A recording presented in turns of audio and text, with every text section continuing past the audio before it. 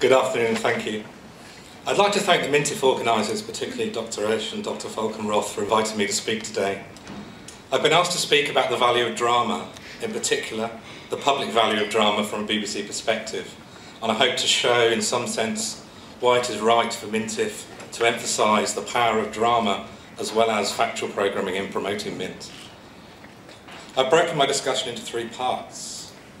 First, I want to explore public value, both conceptually and in the context of its use by the BBC as an assessment tool. Secondly, I want to share some thoughts on public service broadcasting, PSB, as we refer to it in the UK. Without drama, what would it look like? And lastly, I want to explore briefly what drama might look like without public service broadcasting. And I wish to convince you, as you would expect, that drama is and should be an integral part of public service broadcasting and should not be reserved only for commercial providers. So, let me turn first to a brief history of the concept of public value in a BBC context.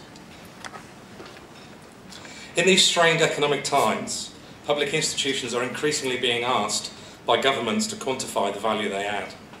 The BBC has produced 2 reports on the economic impact it has on the UK economy, identifying £2 of gross value added to the UK economy for every £1 of licence fee it receives. And later this week I shall be publishing a report describing how the BBC supports growth in the digital and creative sector through investments in research and development, training and the UK production sector, amongst other things. But economic value is only a small part of the story of public value and the BBC. We need to ask ourselves how public sector organisations can measure their value and illustrate the non-economic benefits they deliver. How can they begin to measure the intangible cultural, social, environmental benefits they create and ensure they are the right benefits, the benefits society values and wants delivered? A relatively new means of identifying and monitoring the value created by public institutions. Public value was first formulated by Mark Moore in the US, and in 1995 he proposed public value as in effect the public institution equivalent of the concept of shareholder value, which is used by the private sector. As part of his approach, he suggested moving beyond the traditional output-based measures of public institutions, the number of patients treated or the number of visitors to a heritage site.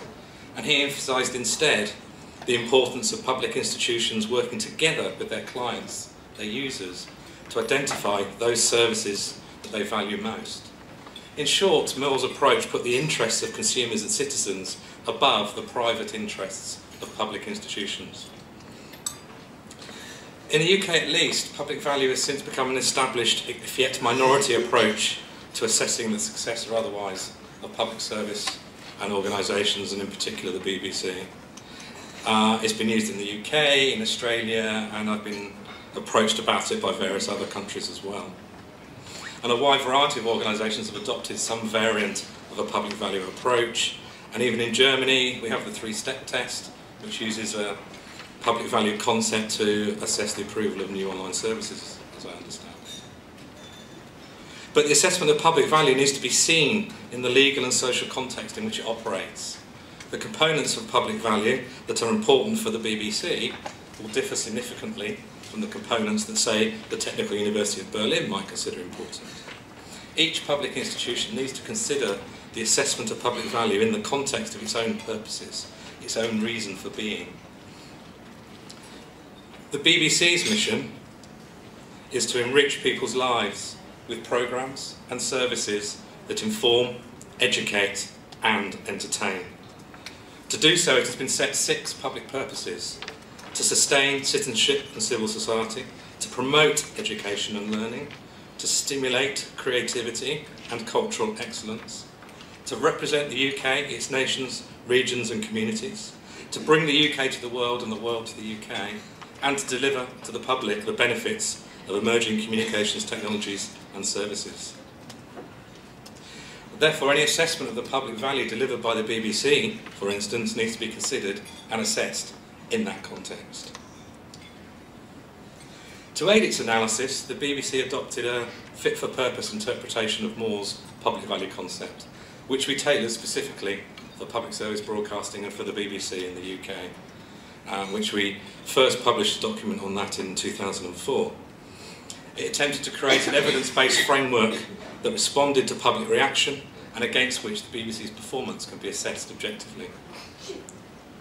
The framework is used by both BBC management and the BBC Trust, which is the sovereign body and regulator of the BBC, whose aim is to ensure that the BBC remains independent and serves licence fee payers in the most appropriate manner. And they both use the measure to measure ongoing performance and also to authorise new services and new initiatives. The BBC Trust regularly assesses the BBC's performance in delivering its purposes through interactions with the viewing public and identifies purpose gaps, which are the difference between the importance of a particular purpose to licence fee payers and their assessment of the BBC's performance in delivering on that purpose. And they do that through constant and regular survey work and interactions with licence fee payers. Although quality, which can include distinctiveness against commercial provision, is seen by many to be the defining measure of public service programming, the BBC bases its performance assessment on 4 key measurables: quality, reach, impact and value for money, what we refer to as the QRIV framework. These together help identify the public value of the BBC's activities and can be used for quantification purposes. So a low quality programme, even if it reaches large numbers, will fail to deliver public value. And audiences are quick to react when programmes fall short of their expectations. BBC services are required to be high quality, challenging, original, innovative and engaging. And research by Ofcom, which is the media regulator in the UK, in its review of public service broadcasting, demonstrated that quality is one of the programme characteristics of public service broadcasting most valued by audiences. Reach is also a key component of public value. If public services do not reach their audience, they cannot generate value. Moreover, given that the BBC is funded by a universal licence fee, it is important that its portfolio of services provides something for everybody. That is, that its aggregate reach gets near to 100%. The BBC interprets impact as a measure of the characteristics of public service broadcasting for individuals and for citizens. The need to be memorable, challenging and engaging and supportive of the public purposes. If a high quality programme reaches a significant audience, does not have impact, if it's not memorable, challenging or engaging, or doesn't support the purposes, it doesn't generate public value in our view. The last measure, value, is intended as a measure of efficiency and effectiveness in delivering on behalf of the licence fee payer. Its interpretation differs depending on whether it's being used for ongoing performance monitoring or for authorisation of new services. So in the context of regular monitoring, the BBC assesses the cost, usually the cost per user hour or listener hour, or the cost per online unique user of its services. And the BBC uses the relative public value generated by those different services as one of its tools for internal resource allocation. But in the context of the public value test and authorisation of new activity, the BBC uses audience research on things such as willingness to pay, their consumer value, and their assessment of worthiness, the citizen value, which is an attempt to measure the externalities of broadcasting, to make its assessment. So just to summarise, I've put together on this slide the various elements of public value and how they all fit together. So we have the BBC's public purposes, which then inform and define the assessment requirements that set the programme and service goals that the BBC has to meet. And then that leads to the various elements of public value and social value, democratic value, cultural, educational, etc. So how might one use the various metrics to demonstrate that the BBC has successfully delivered public value to individuals and society as a whole? We would, and we do, emphasise a range of metrics to indicate success. For instance, 97% of the population uses the BBC each week, and the UK public switches on to or over to the BBC 175 million times every day across TV, radio and the web. 82% of the UK public would miss the BBC if it wasn't there, and over 3/4 of the UK population uses a BBC News service each week. 34 million watch TV news, 28 million on radio, and 14 online. And BBC Online usage is now at an all-time high. bbc.co.uk is the 5th most popular web destination for UK users. It's the most popular UK-produced website, and by far, and the only UK-based site in the top 10. Trust in the BBC is also strong and rising. 61% trust the BBC and 67% believe its news is trustworthy. And we've been successful in delivering distinctive and quality content as measured by the perception of the audience. 70% of the public think the BBC maintains high standards of quality, and 66% think that the BBC makes great programmes. And this analysis has been confirmed by Ofcom research, which shows that 4/5 of BBC One viewers think the channel shows well-made, high-quality programmes, and the same goes for BBC Two viewers. Before I discuss the public value of drama specifically, I think it's just worth remembering the limitations of any genre-based analysis of output. Some programmes defy easy categorisation by genre. For example, much of what constitutes factual entertainment within the factual genre could equally be classified as part of the entertainment genre. Factual programmes have also been blended with dramas, using fictional reenactments to bring history to life. Drama's even been combined with natural history programming, and a few years ago the BBC used many drama techniques to bring to life the story of a pride of lions over a number of weeks.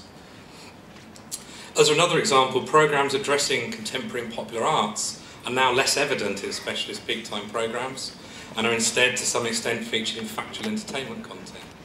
Indeed, some broadcasting professionals have argued that the only way to deliver arts programming is to take a broader view of the genre, to engage wider audiences with programmes that combine arts with aspects of entertainment. There was a programme called Opportunity, which is a talent discovery show for budding opera singers. Using drama, telling the story of Michelangelo. Using public campaigns, the BBC produced a programme called Big Read, which explored the public's best-loved books, but with the aim of encouraging reading, or using popular presenters. And it's also worth remembering that two programmes in the same genre are not guaranteed to deliver the same social value. Each must be judged on its own merits. I'm sure we all have views on what constitutes good drama as opposed to bad drama. And drama itself includes a range of programme types. There are continuing dramas such as soaps, returning series such as Doctor Who, serials which are one-off drama series, and individual one-off dramas, and each have their own strengths and weaknesses. So, what is the answer to the question? What is the public value of drama? In Douglas Adams' novel The Hitchhiker's Guide to the Galaxy, the answer to the ultimate question of life, the universe and everything was a single number, 42. Thankfully, we cannot think of public value as a simple game of numbers. Life would be very uninteresting otherwise. We must think instead of what drama is intended to deliver, and use a range of indicators to assess whether it has done so. But I just want to remind you once again that public value measures are context specific, and as a result they cannot be used in an absolute sense. Instead, they are best used comparatively. When measuring service performance, for instance, they can be used to compare performance over time. Is BBC One better or worse today than it was last year? They can also be used to compare performance between two different services. Is it better to invest more in a television or in online content?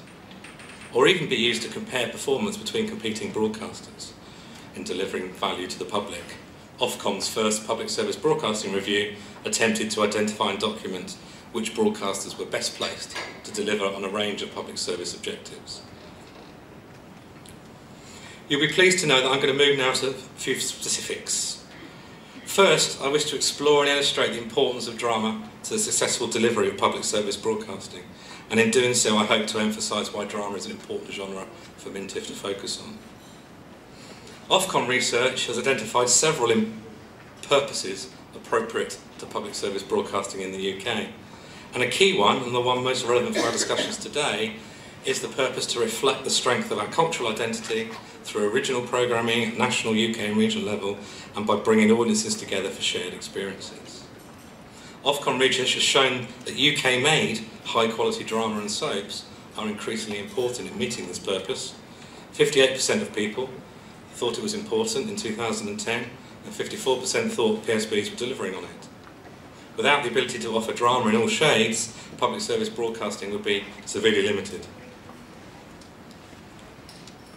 More specifically, in a BBC context, recent BBC research has illustrated the importance of drama. Drama is popular from a consumer, a personal consumption perspective. It ranks fourth when respondents selected which genres were most important to them personally. Audiences also expect public service broadcasters to provide drama amongst a wide range of the genres that it offers.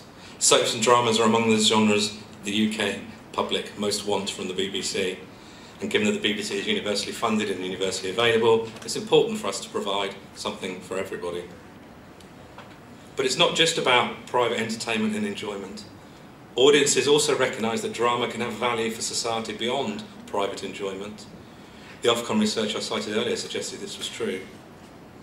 BBC research has also shown that audiences explicitly express the view that drama can offer citizen value, that is, worth to society beyond their own consumption. 46% support the idea that drama has social value, and 35% see soaps as having social value. I think this is an interesting and highly significant result, given that consumers are often ignorant of the externalities that are driven by their personal and private consumption. But how is it that drama provides social value? Whenever I've spoken to people at the BBC about drama, one theme emerges constantly, and that is the power of storytelling. At the heart of a good drama is a good story. And since ancient times, at the end of the day's hunt, cavemen would gather around the fire to cook their food and engage in storytelling. Today there are many other kinds of fire around which the human family can gather for the purposes of storytelling. Motion pictures, the broadcast media and the internet are the new fires around which we view, review and anticipate our daily human activities, and also where we can experience and contemplate the very meaning of human life. The power of drama is its role as a medium to engage audiences. Dramas and soaps are generally amongst the most watched and the most requested programmes when being catch-up on iPlayer, for instance. Drama allows broadcasters to stimulate and entertain audiences with stories about their lives and the worlds around them. Drama is also a powerful tool when it comes to portrayal. It is powerful for portraying society and members of society. When it's done right, it can change attitudes towards various groups in society, whether it is ethnic minorities, regional locations, or even scientists. Similarly, when it is done badly, it can have negative repercussions. Recent BBC research on representation has shown that audiences view drama as one of the key means by which their communities and their cohorts can be given a national airing. Drama also brings a nation's cultural history to life. The BBC's reputation for costume drama is well known, but those dramas do more than entertain. They also help us review, revisit and even reinterpret classic literature that lies at the heart of a nation's culture. More generally, drama can make challenging topics more accessible. A one-off drama can engage audiences with a topic that would be off-putting or difficult to portray in a factual programme. A drama about soldiers disabled in Afghanistan attracts audiences that a documentary on a similar theme would not. And it can discuss sensitive and personal topics that you could not address through interview. And as we've already heard, drama can bring complex medical issues to the masses. Recent BBC Trust research has found that audiences recognise the potential of drama to bring challenging topics and current affairs issues to the mainstream audience. Popular drama reaches and engages otherwise difficult to reach audiences. Doctor Who, for instance, reaches young people, particularly young boys, very well. And the BBC recently ran a schools-based writing competition to boost writing skills, in which children were asked to write a short Doctor Who story. As a result, there were 290,000 downloads of teaching resources and received more than 1,000 entries. And the winning entry was produced and broadcast. And this initiative is part of a wider BBC learning strategy to use our biggest shows and our biggest brands to boost engagement and education. Continuing dramas too play an important role in our national culture, enabling us to reflect the various aspects of the diverse life in modern Britain. This is particularly true of EastEnders, our flagship soap opera, which is regularly the most watched BBC programme. Its live episode in 2010 attracted over 16 million viewers on first transmission, and a further 3 million viewers on repeat viewing, and was recognised as best in class by various awards in 2010. But EastEnders has been used to portray a range of public service initiatives. It's been effective at portraying ethnic minorities in a positive light. It has participated directly in pan-BBC editorial campaigns, such as a season on domestic violence, and has addressed sensitive issues that viewers might otherwise avoid if in a factual programme, such as AIDS and cot death. Episodes addressing difficult issues are supported by telephone helplines, and they offer information leaflets on the topics in question as a means of support beyond the programme itself. But let us not forget radio also. Drama on BBC Radio is highly popular and highly effective. Indeed, as a medium, radio offers more opportunities to stimulate the imagination of audiences and to offer thought-provoking drama in a timely and cost-effective way. It has shorter lead times and lower production costs. The Archers, for instance, is a continuing radio drama that was created over 60 years ago to convey social and practical messages to the countryside in an engaging way. Today, as well as being entertaining, it raises many issues about rural life that would otherwise not be in front of metropolitan audiences. A similar model has been used by the BBC in other countries. New Home, New Life is an Afghan bilingual radio drama that's produced by the BBC World Service Trust and has been on the air in Afghanistan since 1994. It attracts 14 million listeners, and like The Archers, uses continuing drama to propagate educational messages around health, gender equality, good governance, reconciliation, sustainable rural livelihoods without poppy growing. And drama shows, particularly continuing dramas, are an invaluable part of the television ecosystem. Casualty, which I'm told is the longest running medical drama in the world, is one of the pivots of our schedule. Those sorts of programmes provide a launch pad for new dramas and a fantastic training ground for new talent. Tom Hooper, for example, who won Best Director and Best Film Oscars for The King's Speech at this year's Academy Awards, is one of a number of Oscar-nominated actors and craft talent who have learnt their trade on EastEnders and the other continuing dramas. And these dramas, many of which are medical actually, also allow us to bring various medical issues such as how to spot the first signs of a stroke to a large audience.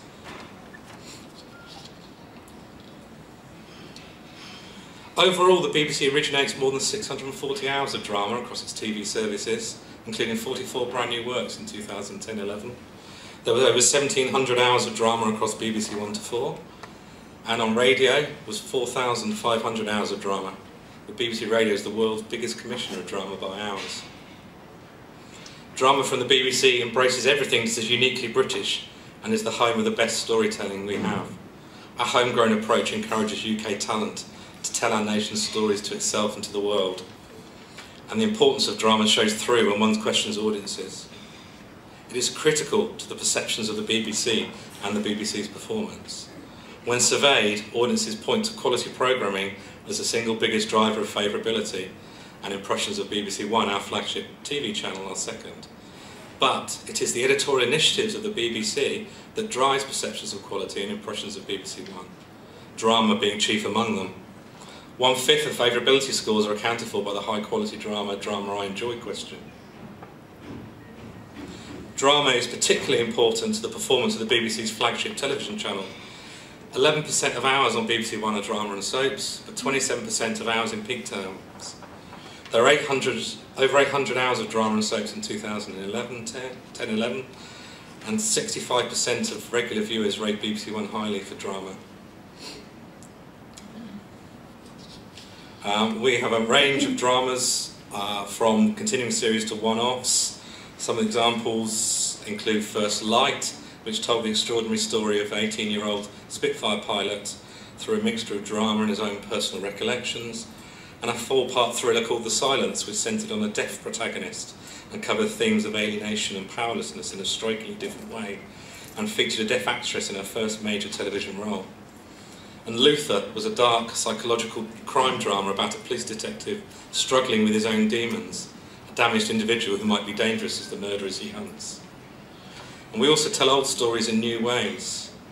A dramatisation of Christopher Isherwood's semi-autobiographical novel Goodbye to Berlin was told in Christopher and His Kind, and it explored the political and social context that gave rise to what is perhaps Isherwood's most iconic work. But it can be risky taking something familiar and changing it. But the BBC's daring approach to Sherlock saw Arthur Conan Doyle's characters brought up to date and resulted, in my view, in one of the highlights of the year, winning both critical acclaim and drawing in over 8 million viewers. The BBC Trust service review of BBC One found that audiences held the view that BBC television provides high-quality programming and output not available on other channels and acts as a benchmark for other broadcasters. Drama, news and natural history documentaries are the most frequently cited strengths. And the Trust stated that in our view it is important that BBC One's drama programme takes creative risks by covering a wide range of subject areas and using different approaches and treatments, and should range from one-off dramas to short serials and returning series. Overall, delivering effective public service broadcasting without being able to offer drama would be like asking Michael Schumacher to race in Formula One with only half an engine in his car. To deliver on the purposes of public value broadcasting requires drama of scale and scope, and addressing a wide range of issues. As I said at the beginning, I also want to briefly offer some thoughts on what the drama landscape would look like without public service broadcasting. And it was interesting to hear earlier on in the discussion, animated discussion, the issue of cost being raised again and again.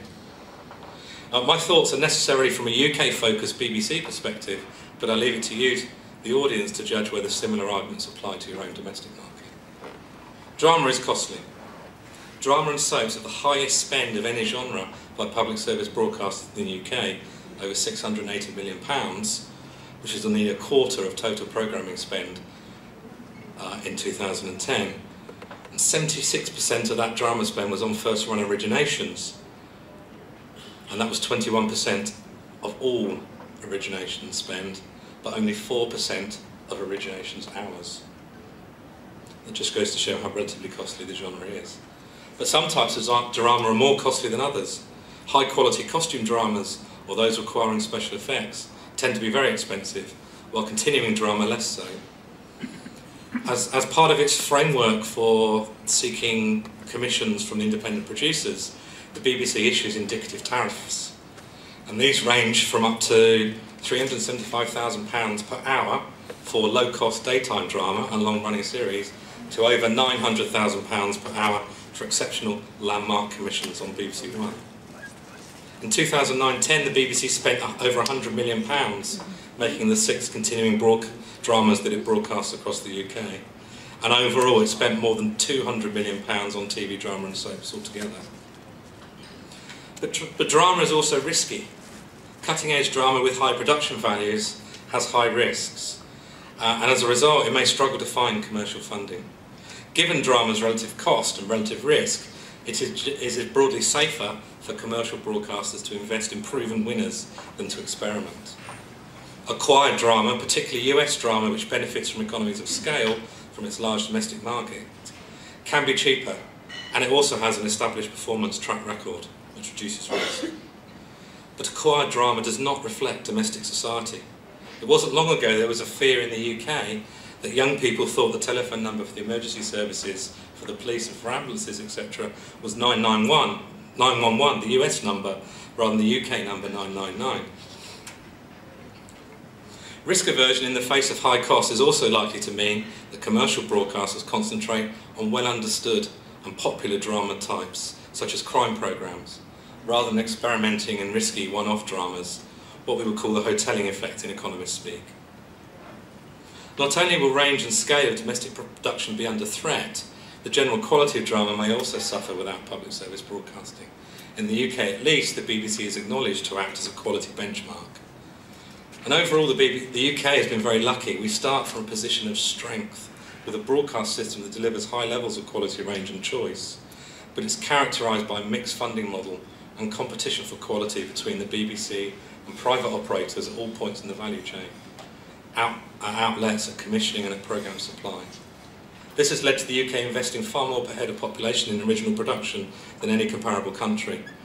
And just as an example, more than 3/4 of the drama hours which we put out to competition in the last year were won by independent producers rather than our own in-house team. Ofcom research has made clear that without public service broadcasting, and public funding from the BBC, high-end UK-produced drama would be at risk. It acknowledged that BBC acting as a quality benchmark and setting audience expectations that others must match to attract audiences. Ofcom concluded that the fully commercial TV market without a BBC would not support high-cost originated drama in the same way, and although it was likely that the UK market was large enough to support some subscription-based drama services, it was not sufficient scale to support an HBO-type channel in the UK. Indeed, it's the externalities that drama provides in terms of citizen value, its value to the delivery of public purposes, and the market failure from its expensive and risky nature that suggests that drama might be undersupplied or at lower quality than society would ideally want without some public intervention. So to sum up, drama as a genre offers public service broadcasters such as the BBC an exceptional and irreplaceable means of delivering our public purposes. Its ability to engage and stimulate audiences is second to none, and this offers a forum to portray science and scientists, mathematicians and engineers in a positive light. And you may be interested to know that the current head of BBC Television comes from a background of knowledge-based programming, and his predecessor worked in science programmes also.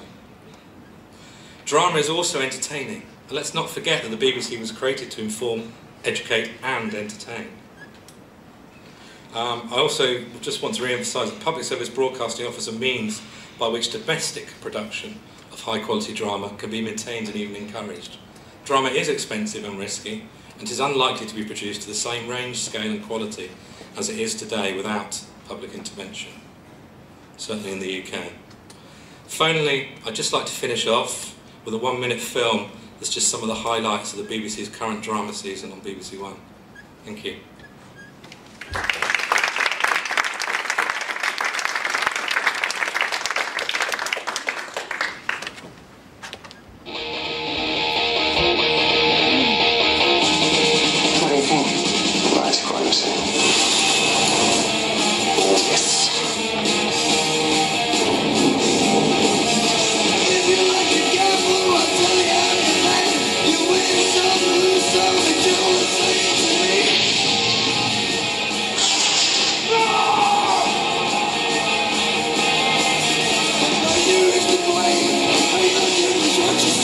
Right now, I'm working on you.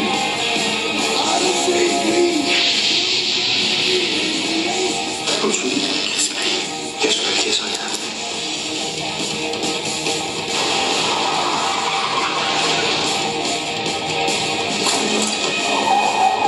I don't know who to trust anymore. That includes myself. You do it. Original British drama on the BBC.